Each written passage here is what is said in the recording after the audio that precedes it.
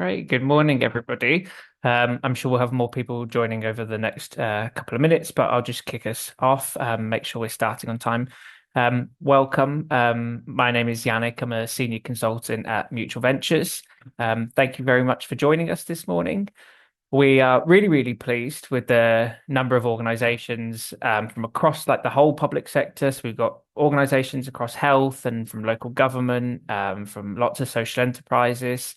So we're really, really grateful to have you this morning, and we're hoping this is going to be a really practical, really useful session for you. We are really aware, obviously, in our own day jobs and the work that we're doing with local authorities and other organizations across the sector, that this world of AI is moving incredibly fast. And so we just want to take some time from your day to share some of what we've learned about developments in this space. We've got excellent speakers here today as well who can share some of their insights from the work that they're doing in AI. Because I feel like I'm sure there are others who feel like this, despite the developments in AI over the last couple of years, there's still quite a lot of uncertainty about AI, how AI can be used and how AI should be used in our sector. And lots of the themes that myself and my colleague Ross will do some speaker introductions in just a moment, but a lot of these themes that we're going to be covering today, we have explored in much more detail in our research paper, which is on AI adoption in public services. If you registered in advance, you should have received a copy of that in your inbox. Although if you've registered in the last couple of days, you may not have yet received that, but there will be a full release of the report in the next week. And really, the purpose of that paper was to bring together what we're seeing across the sector, the sort of the expectations that organizations have for AI, the reality that organizations are experiencing, and just share some of the sort of foundations that, from our experience, we feel like organizations need to kind of get in place in order to have AI working safely and effectively and meaningfully. And I think one of the clear messages from the research and from this conversation that we'll have this morning is that there is a massive appetite for AI, and that the gap, that there is a bit of a gap between what people hope AI will help them to achieve and what's actually happening on the ground. And a lot of that gap isn't about the technology, it's about data. It can be about capacity, it can be about governance, strategy or lack of strategy, confidence in the workforce. So there are lots of reasons for that gap, and that's what we're going to unpick today. So you can see some shots of the report on the screen. As I said, that will be out more widely next week. So moving on to the agenda for this morning, I'll kick us off with a session just in a bit more detail about those sort of expectations versus the reality of AI in public services. My colleague Ross will talk through some of the conditions for effective AI that we've laid out in detail in our report. And then we've got, as I said, excellent speakers. We've got Julia talking to us about the local government reality and some of the enablers in local government, and Ola from the Ada Lovelace Institute, who will talk us through the national picture and some of the national landscape. We will have plenty of time for questions at the end, so please do use the Q&A function throughout this session. But before we kind of get into the agenda in any more detail, it'd be great just to introduce our speakers. So we'll go left to right on my screen. Oliver, do you want to introduce yourself? Hi everyone, my name's Oliver. I'm a researcher at the Ada Lovelace Institute. I work in our social and economic policy team. Just on the Ada Lovelace Institute, we're an independent research institute with a mission to make data and AI work for people and society. What that actually means in practice is that we have three main functions. We convene diverse voices from across government, industry, academia, but also most importantly, the communities most impacted by new technologies. We also conduct our own primary research into the societal impacts of AI and data-driven technologies, and then try and use those two sources of evidence, that convening and that primary research, to influence policy and practice relation to the use of AI as well. But that's me. Great. Thanks, Oliver. I've just realized I'm wearing the same shirt as I wore in this intro picture. What a crazy coincidence. Julia, do you want to introduce yourself? Whereas I was just thinking I had better hair when I had that photo done. My name is Julia Young. I am an independent public sector transformation advisor. I was actually a civil servant for 20 years, mostly working in Department for Education and Children's Social Care and Local Authority transformation. And my expertise is really in kind of delivery units, transformation capability, and with a particular interest in and fondness for children's social care. Great. Thanks, Julia. And last but not least, my lovely colleague, Ross. Yannick. Hello, everyone. I'm Ross. I'm a senior consultant at Mutual Ventures. We work closely with public sector organisations, including local authorities and children's services. In NV, I chair our internal AI learning group and also co-authored the research report with Yannick. Great. So let's get started. So I thought this would be a useful place to kind of start the conversation. As we mentioned, and it does go into much more detail in the report, but we sense from being on the ground, working closely with organizations across the sector, that there is a gap between what maybe people imagined AI would be used for going back 18 months, 2 years, to actually the reality on the ground. And I think there is still, I don't think that kind of ambition has kind of diminished. I think there is still a huge sense of possibility around AI. I think what was imagined maybe a couple of years ago is that we would be using AI in a more proactive and more kind of predictive and more personalized way. Um, AI helping us to spot risks earlier. Certainly in the work that I do I work quite closely with child protection teams. It's really easy to kind of imagine a scenario in which multi-agency child protection teams would be able to use AI to flag risks, identify risks, and intervene earlier. And I guess also on top of that, kind of automating administrative processes, which can have huge kind of capacity implications.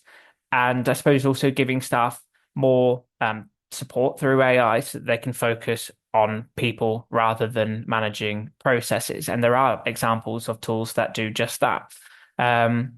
I think there's also an expectation, there was an expectation that, and is still an expectation that AI can help to solve some of the big, really systemic challenges that we have across the public sector. So things kind of like patchy information sharing or not consistent information sharing between organizations.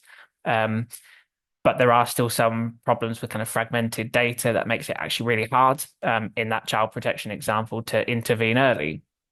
And as we, talk about agentic AI, and as that technology develops, I think people are starting to imagine and implement, imagine how AI can support them to automate end-to-end workflows that could take, quite burdensome, quite significant time off of tasks, off of teams' plates entirely. And then what's actually happening on the ground? Well, I think the reality is that there's much more of a mixed picture. The vast majority of organizations in the public sector probably are using AI in some capacity, but it's perhaps in the majority of cases, it's generative AI that we're talking about, and it can, mainly be used for sort of drafting documents, summarizing documents, note taking. And whilst these tools absolutely do help and do support and do save some time, they're still quite limited in scope. And what we don't see yet is kind of widespread use of those sort of predictive or perceptive AI tools that maybe we'd imagined a year or two ago. And that's not to say that they won't become commonplace, but they just haven't yet, I suppose. And adoption is really usually happening in pockets rather than across whole organizations. Maybe a team over here is using one tool, a team over here is using a tool, another tool, or no tool at all. And it's rarely kind of embedded deeply enough across an organization to kind of shift the way that we deliver services. And I don't think that gap exists because of a lack of ambition. I think the ambition is huge, and I think there are lots of people who do believe and that AI can be a tool in tackling some of the biggest challenges that we face in the public sector. I from my experience, one of the reasons why there is this gap is because AI is often treated kind of like a tech rollout, as though you're giving somebody a piece of technology rather than a change program. We think about if we think about our kind of case management systems in social care, for example, we'd often roll those out over a 6-month, 12-month period of time if we were changing providers. With AI tools, it's kind of more like, here's an AI tool that's now active and you now have access to it from next week. So we're not necessarily getting the right foundations and thinking about kind of the cultural impact and the workforce impact. So, and that makes it hard for kind of those sort of transformative uses of AI to really take hold.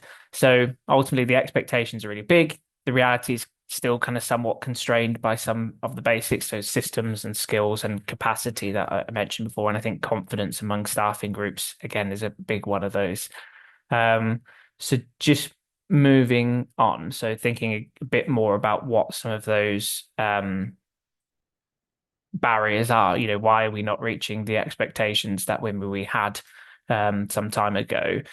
And I won't go into these in too much detail. They are in our report, but these are some of the barriers that we've identified. So I'm not the first person to raise the challenge of kind of data collection and data systems and legacy systems, making it difficult. Anybody who does work in social care, and I'm sure it's true across other parts of the sector as well, will know that there might be multiple systems being used or a combination of systems and spreadsheets used to capture information, which makes it quite costly and time intensive and slow to get the information that AI needs to work effectively. There's also a kind of procurement friction and power imbalances that we've identified between organizations and the providers of their data systems, and kind of organizations being kind of locked into quite long-term contracts with system providers, which can kind of slow innovation, and you're kind of then locked into a system which is quite inflexible and maybe not adapting to new AI technologies. We hear no end in kind of conversations we have, and I'm always really keen in clients that I work with to understand how they're using AI. And pretty much consistently it's we've piloted this tool, or we're going to pilot this tool. And that puts you in quite a difficult place, because when you pilot tools that actually do make a difference, if there isn't long-term funding for it, it's quite a tricky sell to your workforce if that pilot then comes to an end and there is an ongoing funding for that tool. So long-term funding is a challenge when procuring AI tools. Resource and capacity constraints. I don't know if any. I mean, I've had kind of some recent experiences of wanting kind of IT support from kind of providers around AI agents, and actually, surprisingly, overnight there didn't become kind of some like huge bank of experts on AI who can guide and have all of the kind of skills and knowledge to guide you through kind of an AI transformation. Lots of organizations don't have the time, they don't have necessarily the skills within their organization or that kind of specialist capability to help them adopt and to govern AI safely and at pace. And of course, there's legal and ethical considerations too. I mentioned at the start kind of, how we could use AI and also how we should use AI. And sometimes maybe there is a difference there. And kind of that sort of unclear accountability, and I think sort of fear of the unknown maybe means that in some leadership teams it's kind of easier to say no to adopting AI in certain areas because there's a sort of legal and ethical ambiguity. And I think there's something Oliver might touch on a little bit later, actually. But those were some of the considerations. And as I said, in our report next week, you'll be able to see and read a lot more in a lot more detail some of those barriers. And Ross is now going to take us some of the we've identified as being really important to effectively adopting AI. Thanks very much, Yannick. With my time, I'm going to focus on how public services move from experimenting with AI to actually benefiting from it in everyday practice. As has been mentioned, we've heard the hype with people talking about the fact that we're living through an extraordinary technological moment. But if you work in a council, an NHS trust, or children's services, you might not have experienced it this way. Instead, the reality is probably stretched budgets and services, legacy systems that haven't been replaced in a decade, and teams that are at capacity. And on top of that, a growing pressure to adapt AI. So today I'm not going to add to the hype. I'm going to talk about what works in practice on the ground in the public sector based on our research and direct work. We found that the places making the most progress share one thing, and it isn't budget or technology, it's actually the conditions. And we've distilled these into 5 conditions that show up consistently when implementation is effective. These are reflected across the case studies and interviews in our research report as well. Every organisation we've spoken to that's had some difficulties with AI has started in the same place. They started with a specific tool. They saw a competitor doing something or a demonstration, and they worked backwards to find a use case. Every organisation that's actually really succeeded with AI seems to have started a little differently. They started with a problem that they needed to solve, and they asked, can AI help? That inversion, problem first, technology second, is one of the most important things you can do, and everything follows on from that. That's why our first condition is start with a clear purpose and plan. AI only adds value when it solves real problems. The starting point should be a specific mission or user need, not just wanting to use AI. In public services, that means aligning to statutory duties or priority goals, like reducing practitioner burnout or speeding up planning applications.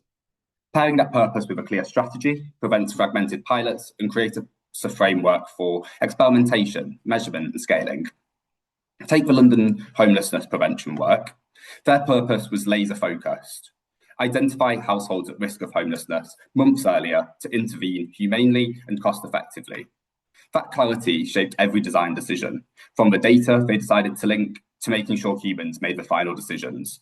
And this resulted in human-centered support and proactive engagement with people at risk of homelessness at an early intervention point, allowing significantly lower cost interventions and improved outcomes. When purpose is clear, it's much easier to decide what data you actually need and how to manage it. Leads me on to condition number 2, which is get the data foundations right. In all the different conversations I've had with people about AI, one point is pretty clear. AI is only as good as the data that sits underneath it. High quality, well-governed, interpretable data boosts accuracy and trust. Weak data erodes confidence and stalls progress. Therefore, it's really important to get the foundations in place, including data standards, quality, security, and stewardship, which all make AI use responsible. The places making real progress aren't necessarily the most technologically advanced. They're the ones putting in the work to make their data usable.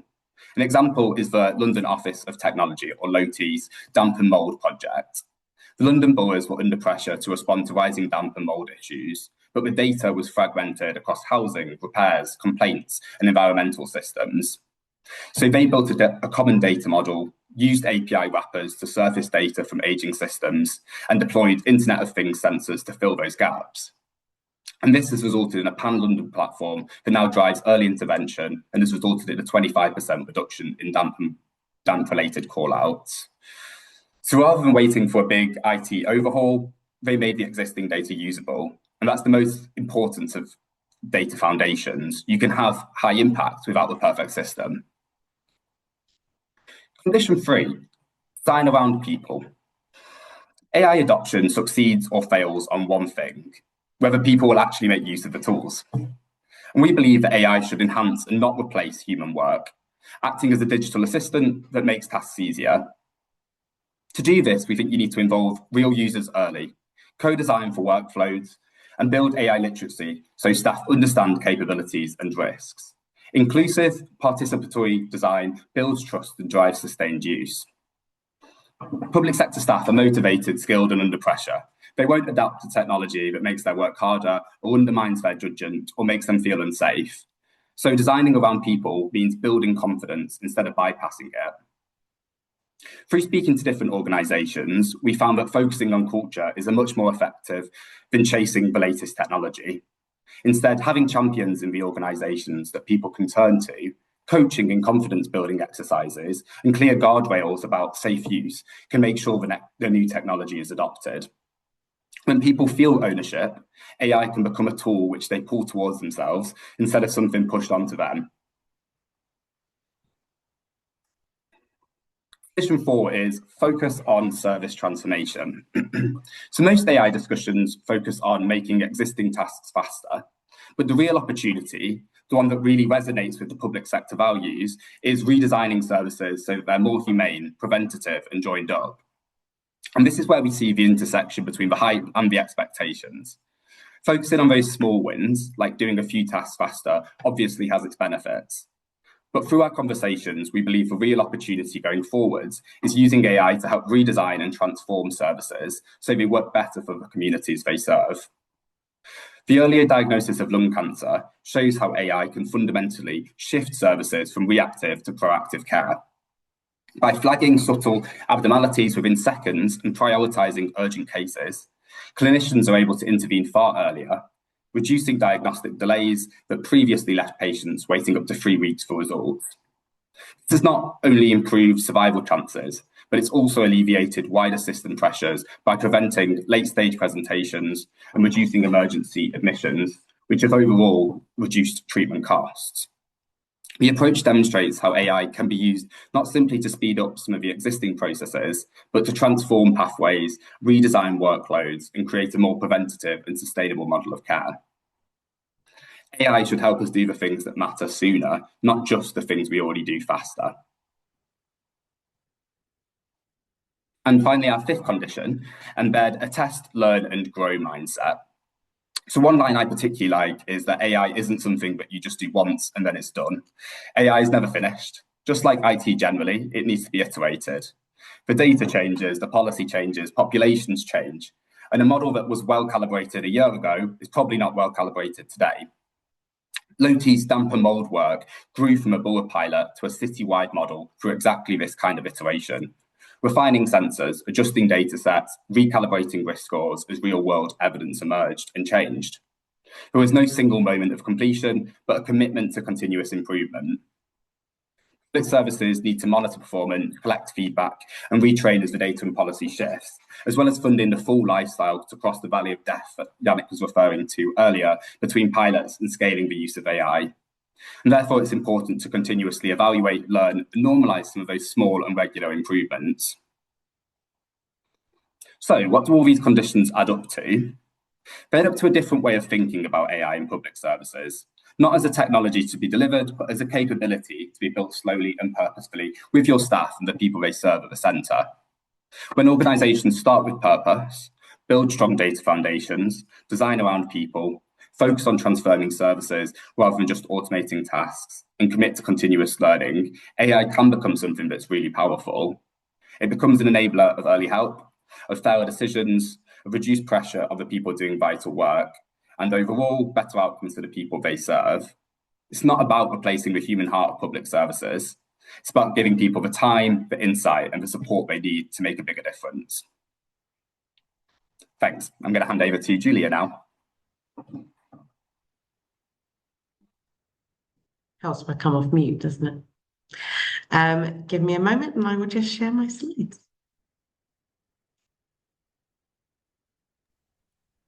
See, we've had one question in the chat, which we'll come to in the Q&A. So please continue to use the Q&A function, and we'll address some questions if they're particularly pertinent to what we're currently talking about, and us we'll try and answer in the Q&A section. So keep those questions coming in.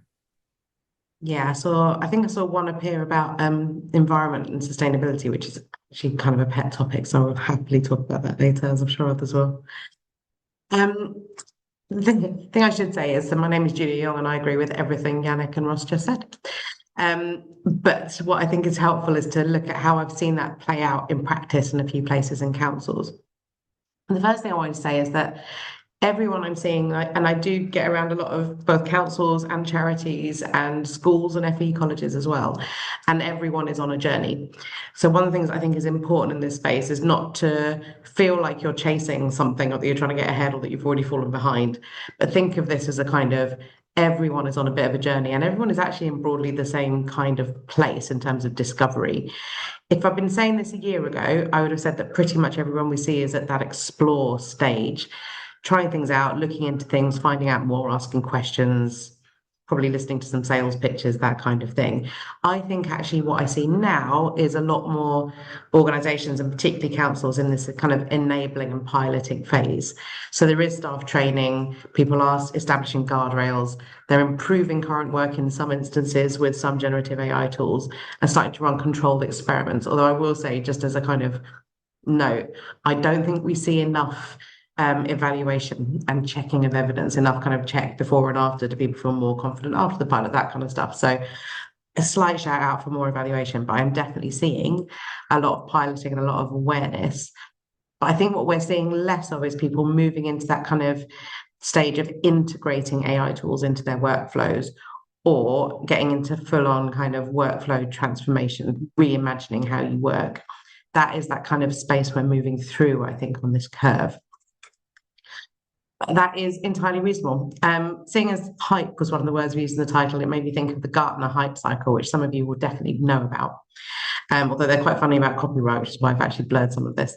But Gartner are a very sort of evidence and data-led organization. And one of the things they're really good at is looking at any kind of new technology or new system and thinking about how the adoption follows a pretty predictable trend at different speeds, but it tends to follow a pretty predictable pattern, which is essentially a kind of a hype peak, a peak of inflated expectations, which is a great name, followed by a trough of disillusionment, another great name. And then you kind of start to go through the slope of enlightenment. And where we are with generative AI, which is really the kind of AI we're talking about, is that we're kind of in the difficult bit. Peak of inflated expectations is that glorious kind of first 2 years after ChatGPT kind of became usable and accessible, where everyone got very excited about what it was capable of and what everything could do, and images started getting pretty exciting. What we're in now is that much harder phase of actually some of this stuff has its limitations, some of this stuff is difficult, I can't necessarily get it to talk to my data, it doesn't work alongside other systems, all of those sorts of questions. And actually in market terms, what it means is you will also in the next essentially phase of this new technology is start to see some companies fold, some consolidation of products, but actually the much, much harder work starts in organizations where you have to try and get people to use it in a way that drives change and gets the benefits that we all saw at that peak. But I think it's worth just thinking about kind of everyone is there, everyone is in the hard part, we know that. And what we know, therefore, is this kind of awareness is therefore high. Access to some tools, to at least some tools, is pretty well universal, but we don't have that transformation. I think 7% are leading innovators, which is the data I've seen somewhere, which I've failed to put a note of where it was from. It might have been the RGA report. I will find the reference and add it to my slides if I send them around. Sorry about that. But very few are in that place where you're really seeing early adoption at a decent scale. And there's a few things I think that come along with some of the challenges that Yannick and Ross described earlier that I think are worth just surfacing and owning really honestly. And actually, Yannick and I were talking about this before this call started a little bit.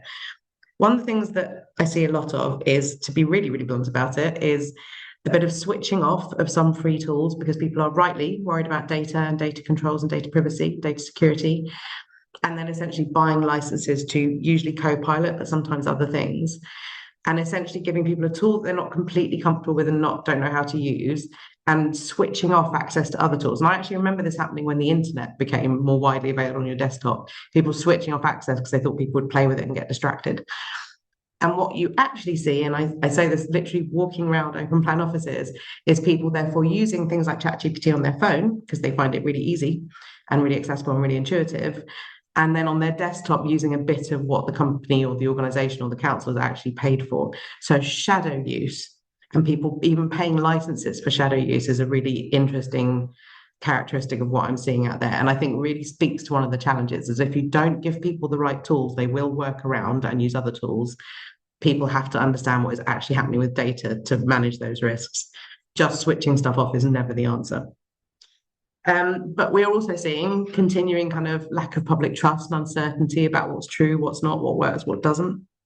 That is just the reality. People are anxious about AI. Some of that is a kind of Hollywood-driven insanity. Some of that is genuine and real about what we know about deepfakes or what can happen to children and women online, all kinds of things.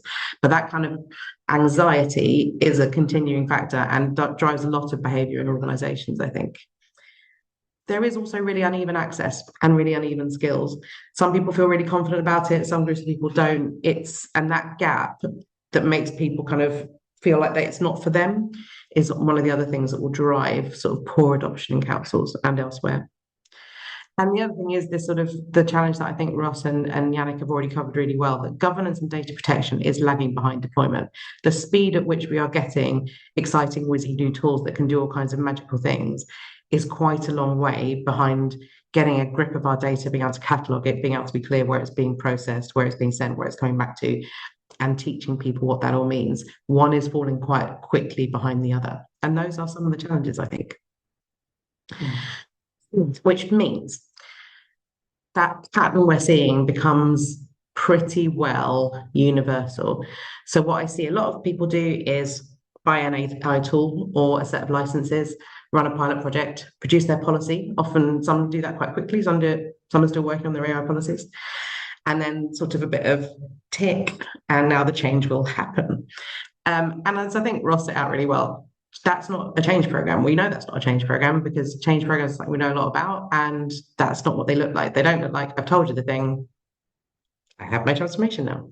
What we do see are some of these sorts of documents, but I think this is genuine and real progress from where we were a year ago. People do have AI strategies, AI policies, ethical frameworks, impact assessments, governance documents, but none of that stuff really answers the question that we hear professionals asking, which is, what should I use the AI for and how do I use it? And I want to give a bit of a shout out really to some of my favorite bits of AI are some of the ones that feel a bit niche and arguably a little bit dull. I quite like really boring AI. And I don't really mean boring because they're not really boring to the person who uses them. They're boring in the sense of they are not whizzy and pretty and they don't involve robots or exciting shiny things. What I see working really well are neat, fit for purpose AI tools that kind of can make the best of the technology that's there, but address some of those challenges. There's 4 that I've put on this slide here. One, the charity winning more grant funding to help people. We've done some work with Quorum, who some of you will know. In fact, we might even have some Quorum people on the call, I think. And Yannick and I both have a history with Quorum. Quorum use AI in some of their bid writing process, but that's very different, and I cannot emphasize this enough. That's very different to what we see everyone doing, which is writing bids in ChatGPT. What they're doing is very different. They're using AI to interrogate previous bids, their collateral, all their sort of information about their services, what they offer, their style guide, how they like to write, what they want to say about themselves, all that kind of stuff. They use AI to write bids that are just about them and their experience and their work, that kind of tailored, targeted funding. And it's so fast. What it means is a charity that is very hard pressed for time, for money, for energy, can go after more opportunities, get more bid funding through grant funding. It's a really, really powerful thing, and a mile away from what I see in another part of my life where I work in procurement, where we just see lots of ChatGPT generated bids for things coming in that are essentially generic. That's not what I'm talking about. I'm talking about nice, tailored, neat little tools that do a job. I'm seeing it used really well in housing associations. That's been like a really growth area the last few months. People like Peabody, but some of the others as well, all using pretty similar tools, particularly with a company I work with elsewhere called Leading AI. Really, really effective tools that puts information about what to do, how to handle situations in the hands of the people at the front line. So you can answer questions about getting things fixed, getting things sorted out in any language that actually applies guidance. Recruitment is another area, and one I'm going to talk more about in a minute, which is North Yorkshire and their Polly as well. Polly is only one of their AI assistants, but North Yorkshire has done incredible work using Polly. And that quote on the right is a real quote. I feel like Policy Buddy has changed my life. I don't know any other, certainly any tech program I've been involved in, both as a user and as someone who works in the industry, where it's been properly demand-led. People were asking us to accelerate the rollout of the product, telling us how excited they were, and these were not tech people. They told us it changed their lives, and we had to halve the time we were going to spend rolling it out in stages. I am going to just pause there, though, and talk about one technical thing. And I don't want to talk about technical stuff a lot, partly because I don't want loads of questions on technical stuff, because I'm not a coder and I'm not on that side of the house. I'm on the use case side of the house. But it is worth remembering what generative AI is and what it isn't. And if anyone's seen Hannah Fry's recent TV series, she explains this really, really well. So I would strongly recommend a look at that if you're interested in this area. But the thing I just want people to remember about generative AI, as we talk through a bit more about some of these examples, is that it is not a database. And one of the things that AI can feel like, and we see this a lot in like the way people use ChatGPT to find information, for example, is it's sort of easily to confuse it with essentially a search engine, that it's looking at a database of information. And that's not really what it's doing. It is a probability machine. What it has done is take a huge amount of information, mapped it based on proximity, so what words generally relate to other words, and then it can assemble things so that it gives you the most likely possible answer, with a layer of training that says, be helpful, put this together in a sensible way, encourage them to ask you more questions, and it has that layer of training. If you remember that's what it's doing, that it's not a lookup system, that it is this kind of very clever probability machine, it helps you remember what it can and can't do, I think, which is that it's incredible at language, but it will get things wrong as convincingly as it will get things right. And possibly the easiest way to remember that problem is this, because the way it assembles images works essentially the same way to how it assembles words. Because it has learned to create images based on looking at every stock image that anyone's ever fed into the internet, which is a lot, it doesn't really work in anything other than averages. It really struggles with something as basic as people who are left-handed. So if you ask it, as I did several times actually to get this one, to draw me pictures of people who are left-handed, it managed to pull out their left hands and get them to do things, but it just couldn't take the pen out of their right hand, because it's looked at lots of images and the images tell it, in general, the pen goes in the right hand. So therefore, if you remember it's working in that way, it will explain why you can get frustrated when it gets stuff wrong. So I just wanted to make that point, partly because, and I cannot stress enough, you don't need to understand this diagram, and some people will probably tell me it's not exactly right. But the organizations I work with, the main way we resolve some of the problems with that, i.e. the fact that it can hallucinate, make up data, and have training that is essentially trying to tell you you're right, as opposed to trying to tell you what you need to know. One of the easiest ways to resolve it is something called RAG, retrieval augmented generation, which is essentially you take all that technology and you plug it into a bucket of data. And you tell it you can only get your facts and information from there. And then you can put a layer of training over that as well that says, let's be clear, your job is not to make decisions or do these things, it's to use that information to provide advice. And when you start to look at tools that do that, do a bit of isolating from the bigger picture, instead of just free ranging across the internet, what you can then do is get a much more accurate, reliable, and controlled environment with a lot of the benefits that you see when you play with ChatGPT on your phone under the desk. And the reason I think that matters is because what every organization I work with has is a lot of underused information. Unstructured data is the technical term. And your policy graveyard is a prime example of that. Policy graveyard is one of my favorite terms. I think most people's AI policies are just about to be filed or have just been filed in their policy graveyards. And what I mean is organizations produce very good advice, guidance, policy, information, all that kind of stuff.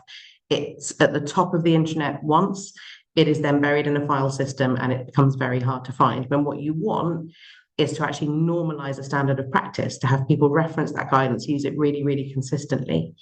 Now, if you think about that kind of how I've described the potential of AI and RAG, and you think of these kind of what I think of as kind of guidance or policy graveyards, suddenly you realize you can unlock those things. And what's happening with AI policies right now, as a prime example, they will get buried and not referenced unless they're situated differently.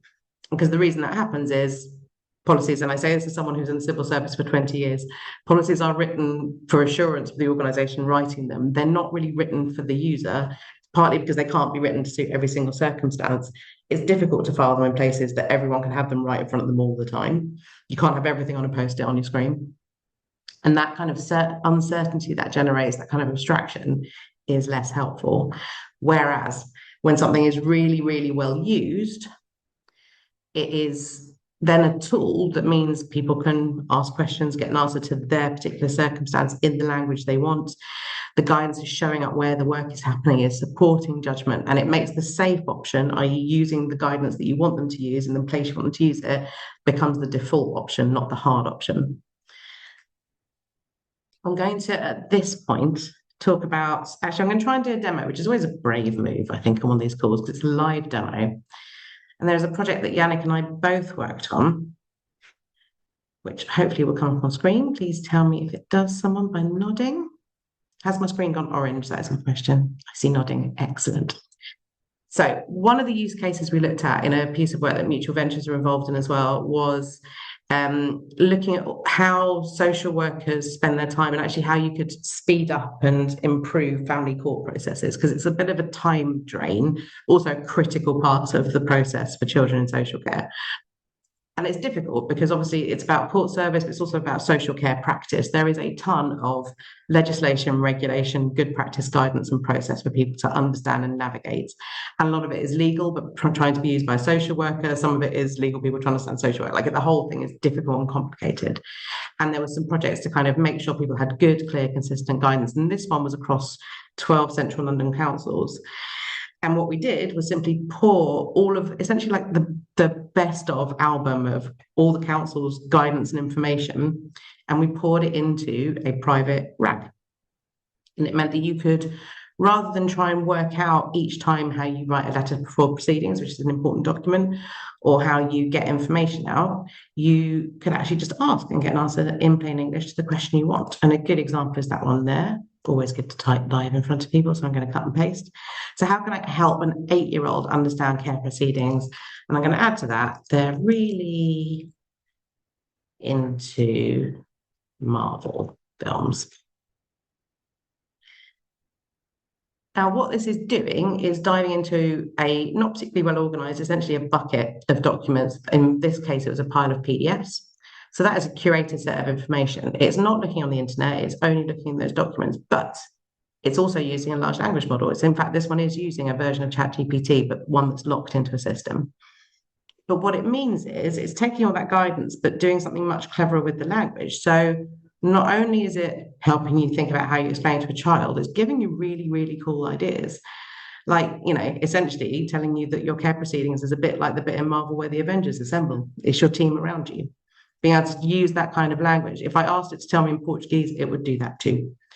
And one of the things that was really important to Yannick and I, but also to the councils involved, was that we wanted to encourage people to also still engage in the guidance itself and the regulation of the information, because that stuff is really, really important.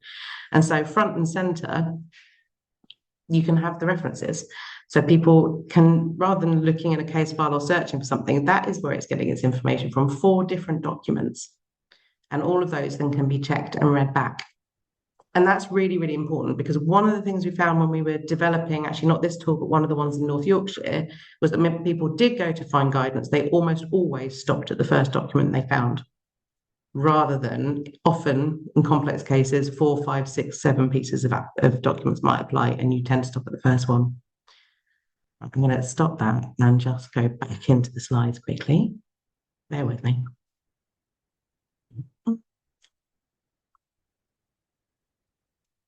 My slides back. Someone nod at me. Yay, thumbs up from Ross. Lovely.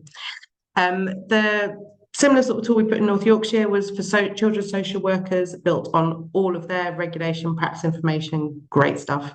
There's about, I think, 200 documents in theirs, but it means that it's trusted, approved content. It has a defined use case, so it's trained to give guidance, not to make decisions, not to mislead, not to do anything it shouldn't do that we wouldn't be comfortable with. Basically, it cannot do the sorts of things that a public dodgy data version might do. It also answers questions, and it is public. Some of the ones we put are public facing, the one I just showed you is, but they're practitioner safe, and that's the really crucial thing. And these have landed incredibly successfully. For some reason, my arrow isn't working. We go forwards. Why is that working? There. And when I say this has landed well, this is going to sound like bragging, and I promise you this is not me making it up.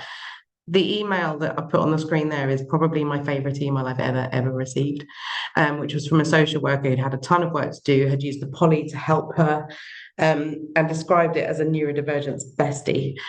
And that was it's interesting, when we built these tools, one of the things we thought was, you know, as a nice side benefit, they're really good at kind of personalizing themselves to the person. You can use it, you can check it back in another language and then put it back into English, or ask it to put it more in bullets if that's easier for you.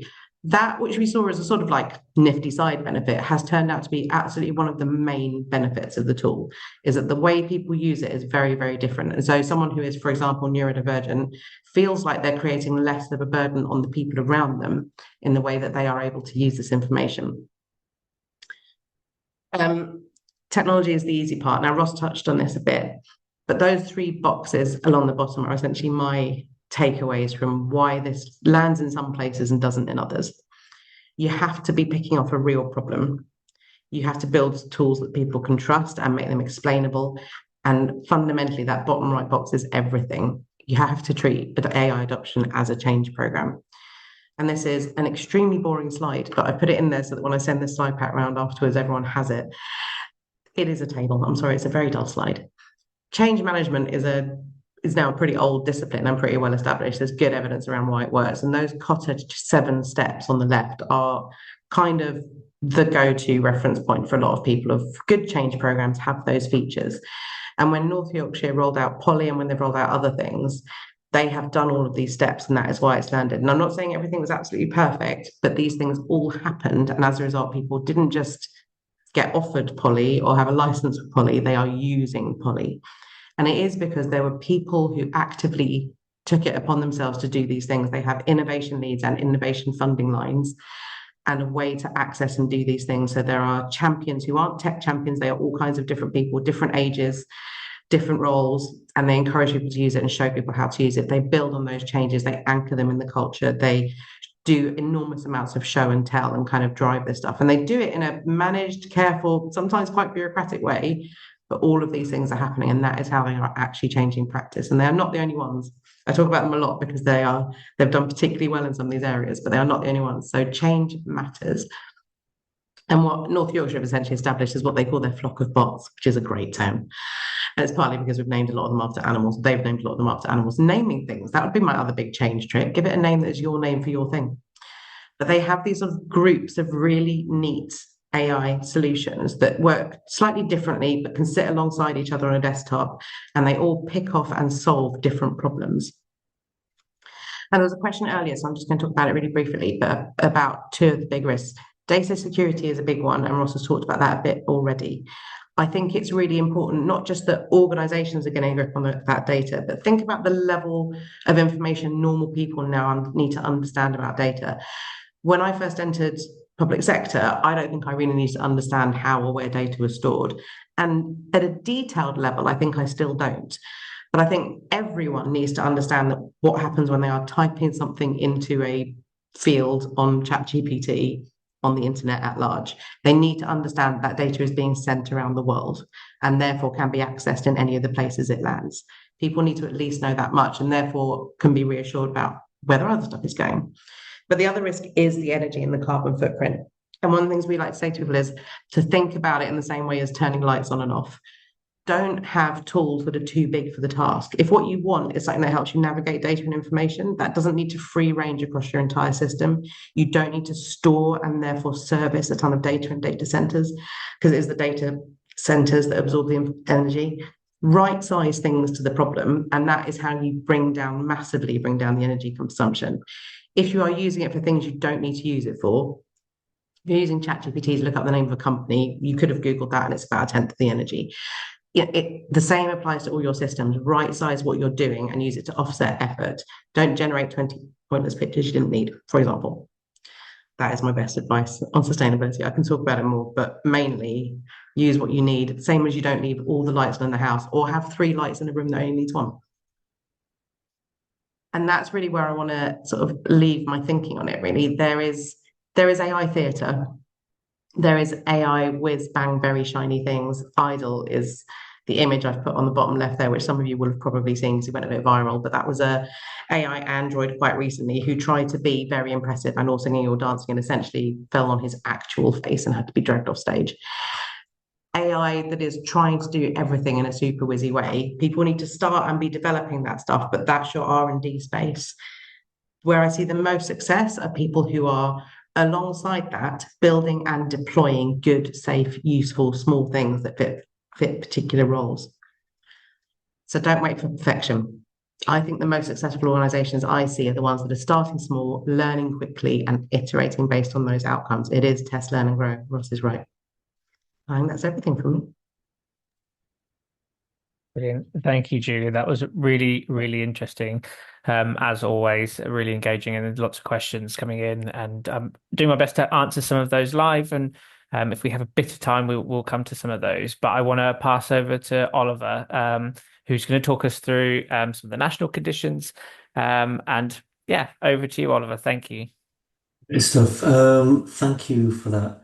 Really big plus one to what's already been said. I think particularly around like including workers and people using these tools in the design and implementation, and then also on the guidance point that Julie mentioned as well. I think what I'm going to talk about chimes really nicely with that as well. What I want to do is kind of talk through some of the key learnings from previous projects that the Ada Lovelace Institute has done that will hopefully provide a bit of like background context on the national picture on AI use in the public sector.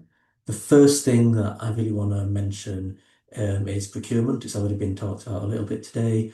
We found that there's obviously a really large power imbalance between the large tech companies selling these tools and the kind of public sector bodies working with very high demands, often kind of like with shrinking resources, trying to use AI tools in effective ways to meet those resource challenges.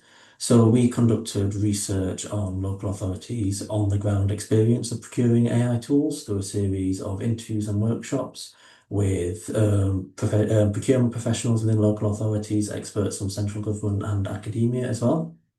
And what we found through that qualitative research is, firstly, I think what's already been mentioned, a real lack of, or a feeling that there's a lack of expertise within some public sector bodies pertaining to kind of how AI tools work, what the actual on-the-ground impact of AI tools are in different contexts as well. And that's creating a kind of over-reliance on large companies to really meet that experience gap that's there. And it's creating a challenge of critically assessing the claims of large tech companies as well during that procurement process before AI adoption even starts. How do you critically assess what these companies are telling you when they're selling you AI? And that makes it really hard to make sure that, procurement processes are fair and that any decisions made that are made align in the public interest.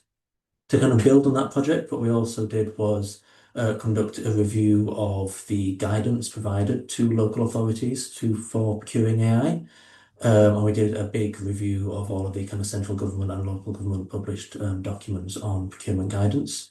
What we found through that process was three things. Firstly, there's quite a strong, there's a lack of clear definitions of key terms. Even terms as fundamental as kind of what does AI actually mean when you're producing a document for AI procurement. There's gaps across different documents on those definitions.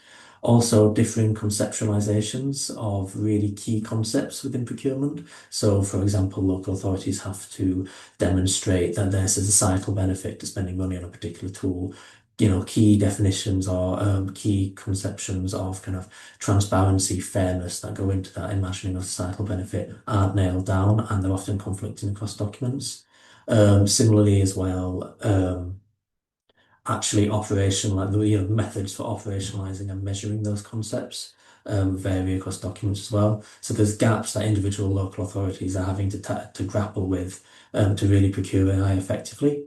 And often that's leading to inconsistencies across different places in how AI is bought and what's put into place. What we've also found for our research is that guidance isn't just an issue for the procurement process, but it's also an issue for people on the ground using these tools to deliver public services. So we recently finished a qualitative research project looking at social workers' use of AI transcription tools in 17 local authorities across England and Scotland. So just to be clear, AI transcription tools, they're tools like Magic Notes, which was already mentioned on Ross's slide. They allow social workers to record a conversation with someone that they're providing support to and automatically generate an official document based on that. So very useful in lots of different public sector contexts where you need a lot of kind of consistent records and interactions with people that you're supporting. What we found was that the guidance and policies in place for the use of AI transcription tools in frontline care contexts varied significantly, not only across local authorities, but also across different agencies involved in care and support as well. So the local authorities that we interviewed, some of them had actually banned the use of AI transcription tools in statutory context because they were concerned about AI-generated inaccuracies, hallucinations, bias, influencing statutory decisions about people's care. Other local authorities didn't necessarily hold those same worries and were actively encouraging their use across all different contexts, so statutory and non-statutory care documents as well. Um, Similarly, in healthcare contexts, AI transcription tools are beginning to be regulated as clinical devices by the MHRA. So there's set standards on what tools should do and a list of specific tools that healthcare bodies should purchase for making AI-generated records. That regulation and that guidance doesn't exist in social care. So there's kind of an inconsistency for a social worker in a multi-agency context trying to use this tool when there's healthcare professionals about, but they're also caring for a child as well. And there's also inconsistencies in the experiences of people who are going to social care for support and then also going to a healthcare context as well. Their experience of using AI, or their experience of having AI used on them, differs across those two contexts. And that further came up as well in justice context as well. So we found some police forces that actually banned the use of AI transcription tools in conversations between police officers, social workers, and children that were being supported through the care system. And that obviously creates, quite a tricky situation for individual social workers to navigate when they're having to, account for conflicting guidance across different authorities and agencies that they're working with. I think what I want to say in this quick talk is that a lot of our research has surfaced that these challenges stem from quite systemic issues that individual public bodies or agencies, local authorities will struggle to overcome independently. So very quickly, there's a real lack of visibility on where AI is used in the public sector. We see that, there's lots of piloting and testing done, but often this is done in quite a siloed way, and it's quite difficult for organizations to see what their kind of colleagues in other places are doing and learn from those experiences. So mechanisms for transparency, like the algorithmic transparency recording standard, aren't necessarily being used as widely as what they were initially intended to be. And there's issues around how much of a burden that particular mechanism is on local authorities in a bureaucratic sense, and also kind of when are these different mechanisms for transparency mandatory or not, as well as kind of creating gaps in what gets reported, what gets shared in an accessible way. And then also a point about the evaluation of AI tools on the ground as well. So from our research in social care, but more widely across different projects that we've done in the public sector, what we've found is that the evaluation of AI tools tends to be done at quite a high level by central government, focusing on measures of productivity, time savings, things like that. But those high level studies of the impact of AI tools and productivity aren't necessarily generalizable to specific public service contexts. They're often quite unique and have their own nuances. It's often down to individual bodies to kind of generate their own evidence for their particular context, which is obviously very challenging when you're in a very resource-constrained environment. The local authority example that we spoke to, often the local authorities were relying on kind of the vendors of AI transcription tools to conduct evaluations with them on AI transcription tools. So some of our interviewees were quite concerned about a potential conflict of interest there, and then also inequalities between authorities that have got really well-resourced evaluation and procurement teams versus those local authorities that maybe don't have the kind of the groundwork in place to do their own evaluations. I think a final point, and then I'll try and leave a bit of time for questions, is that one overarching big problem to zoom out and end on is that a lot of challenges relating to for people making decisions on the ground about the use of AI tools stem from a lack of transparency further up the value chain from the people that are actually building these tools in the first place. So large tech companies don't provide information about the kind of data used to train the foundation models that we want to use. They don't necessarily provide information about the decisions made around fine-tuning or the safeguards put in place in those models. There isn't necessarily the same product testing that we'd expect from other, sectors that sell to the public sector. So do the findings that come from lab testing from foundation models port across well to, very sensitive public sector contexts that we're interested in? That isn't necessarily clear at all. So that creates an uncertainty that we're all having to grapple with. So what we kind of say, what we say at the Ada Lovelace Institute is that there's lots of things that we've seen already today. There are lots of exciting things that people in the public sector can and are doing in this space. But to really get this right as well, we also need to be steering central government to tackle some of those systemic issues as well. And I'll leave there with 1 minute to spare, I think. Thanks, Oliver. Yeah, I wish we didn't have 1 minute to spare. Like, it would have been great to have more questions. We have tried to answer quite a few questions in the chat. But just to say, we will send recordings and links to recordings, links to the slides. And if there are further questions that you had, please obviously just respond to us via email. We can link you in with our speakers too, I'm sure, if you've got specific questions for them. But just wanted to finish off really by saying a massive thanks really on behalf of Ross and I to Oliver and Julia for your really thoughtful and really honest and open, contributions. And it, I think, achieved what we were hoping to do, which was turn some of the themes that we've written about in our report into kind of more practical examples. And yeah, you've really kind of brought to life some of the themes that we surfaced in that report. The excitement of AI, the potential of AI, and all of the really very real challenges that organizations are grappling with. And that message that you ended on, Julia, I think is really important about, the most successful organizations have that test and learn approach. If this conversation we've had today has sparked any ideas, has sparked some questions, any concerns, or if you want to talk to us about the sort of AI journey that your organization is on, please do get in touch with us. You'll have our email addresses from the report that we sent, and also from the email that we'll send out to you after the webinar. But we'd really be keen to continue the conversation and support where we can through next steps, and whether that be thinking about your strategies, governance, or use case development, or anything else that we've covered today. Please do reach out to us. And apologies, I've gone 1 minute over. So thank you very much, everybody, for joining.